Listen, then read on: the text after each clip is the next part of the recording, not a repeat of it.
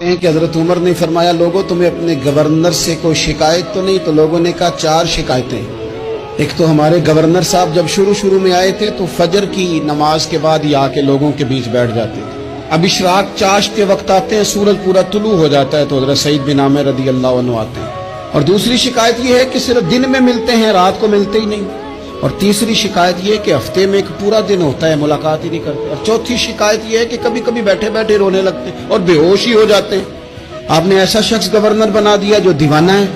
حضرت عمر نے بلا لیا، قریب بیٹھے تھے، کہا دے سوالوں کے جواب۔ گردن جھکی ہوئی ہے، عرض کرنے لگے امیر المومنین میں نے تو پہلے ہی کہا تھا میں گورنری کے قابل نہیں، میرے والا کام نہیں۔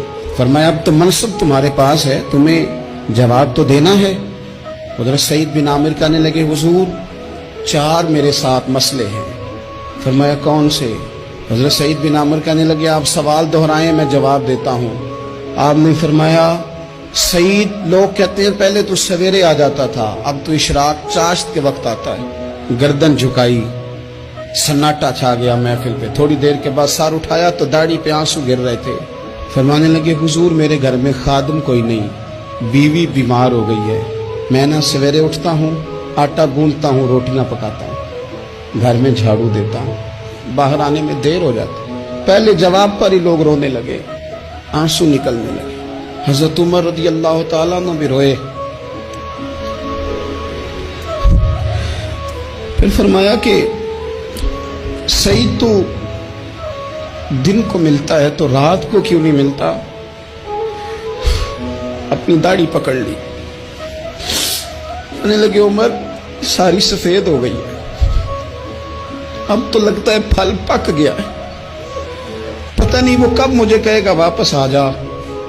میں نے نہ دن مخلوق کے لیے رکھا ہے، رات اپنے رب کے لیے رکھی ہوئی ہے، مجھے تکلیف نہ دی جائے۔ گورنر کی بات کر رہا ہوں۔ پھر کہا سعید یار ہفتے میں ایک دن ملتے کیوں نہیں؟ کہنے لگے عمر یہ میرے رب کے ساتھ پردہ ہے، اسے نہ کھولا جائے۔ میرا پردہ ہے نا، میں نے اپنے رب کے ساتھ اپنے پردے رکھے ہوئے ہیں۔ فرمایا نہیں آپ بتائیں۔ حضرت سعید بن عامر کہنے لگے غریب ہوں، ایک کی جوڑا میرے پاس ہے، میں غریب، میرے جیسے لوگ ان کے پاس درجنوں جوڑے ہیں، اور اس کے باوجود ان کی زبانوں پر شکر اس طرح نہیں آتا جیسے آنا چاہیے۔ میں نے کہا نا کہ میری اجرت میری محنت سے زیادہ کیوں ہے، میرے محسن تیرے احسان سے ڈر لگتا ہے۔ حضرت سعید بن عامر کہنے لگے ایک جوڑا ہے، ہفتے میں ایک دن دھو کے خشک ہونے کو ڈال لیتا ہوں، پھر بیوی کے کپڑے پہن کے بیٹھا رہتا ہوں، کس طرح گھر سے باہر نکلوں؟ میرا پردہ تھا، میں اپنی غریبیاں لوگوں کے سامنے نہیں رکھنا چاہتا، میں جانوں میرا رب جانے، میں راضی ہوں نا اس کی رضا پہ۔ اب تو حضرت عمر ہچکیاں لے کے رونے لگے، فرمانے لگے چل آخری سوال کا جواب ہی دے دے، کبھی کبھی روتے ہو تو بے ہوش ہی ہو جاتے ہو۔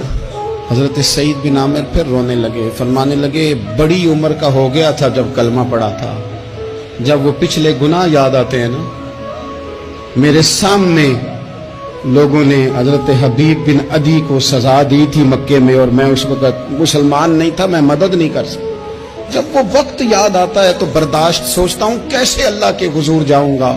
دوستو دعا کرنا، یہ وطن جو داتا صاحب کا ہے، جو بابا فرید کا ہے، جو غریبوں کا ہے، کمزوروں کا ہے، مزدوروں کا ہے، اللہ اس ملک کو بھی کوئی ایسا شخص عطا فرما